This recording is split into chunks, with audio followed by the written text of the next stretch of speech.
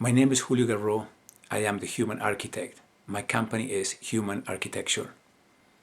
Today, I'd like to talk about measurement.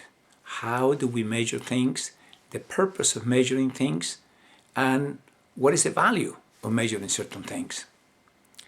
Many years ago, I became a runner.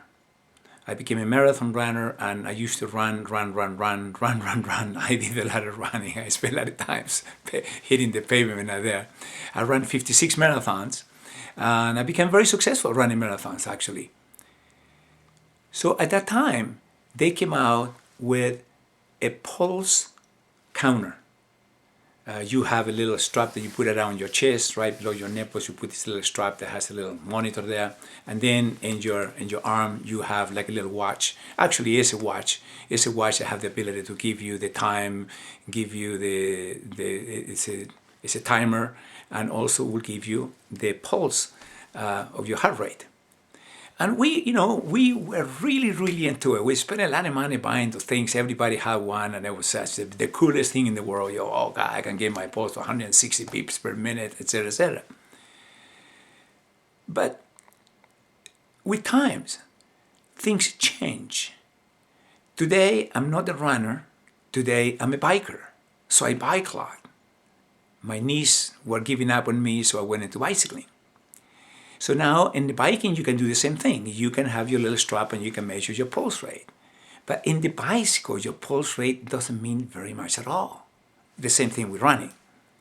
But in biking, they have created a new tool. It's called a watt meter. Watt is for the electricity, it's energy, how you measure energy.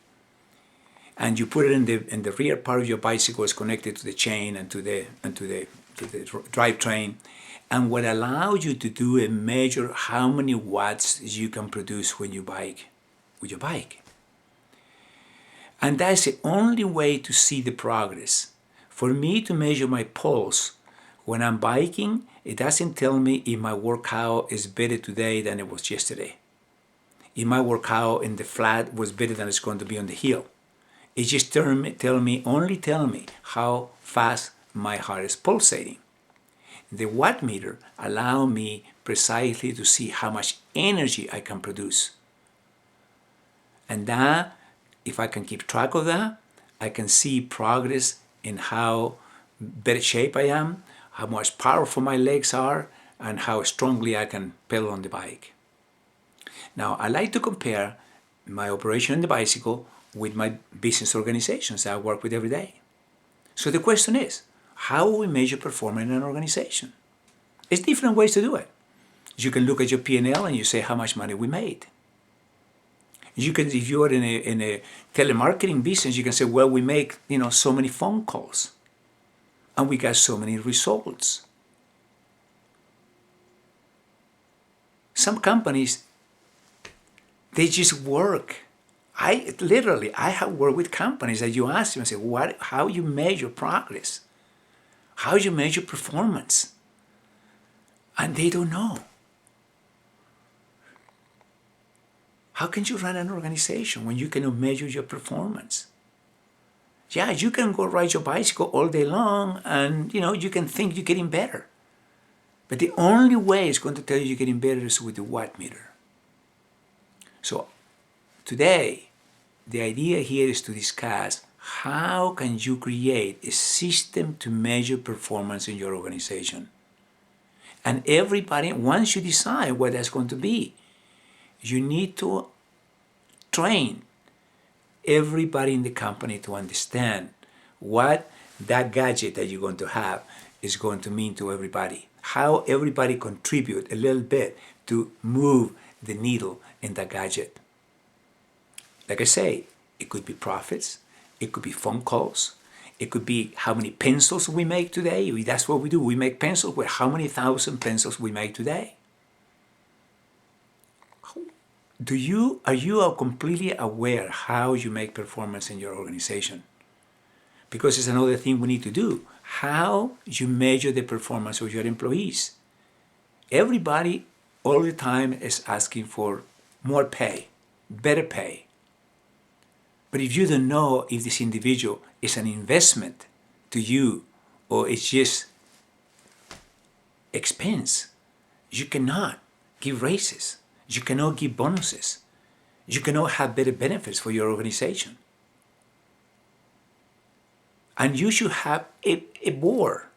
You should have a visible board in the company to see the daily performance of the team. If you go to any sporting event, even if it's little league, they're going to have a scoreboard of some kind in the field.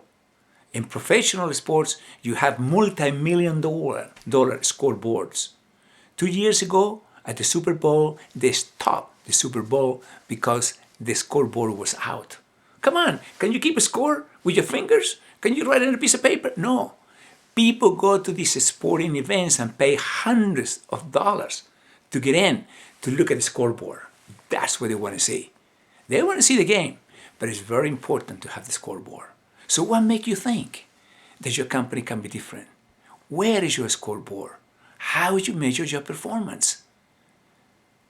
I did that with a company many years ago, my own company many years ago, and we transformed our productivity. I thought we were doing great until I started measuring every day what we were doing.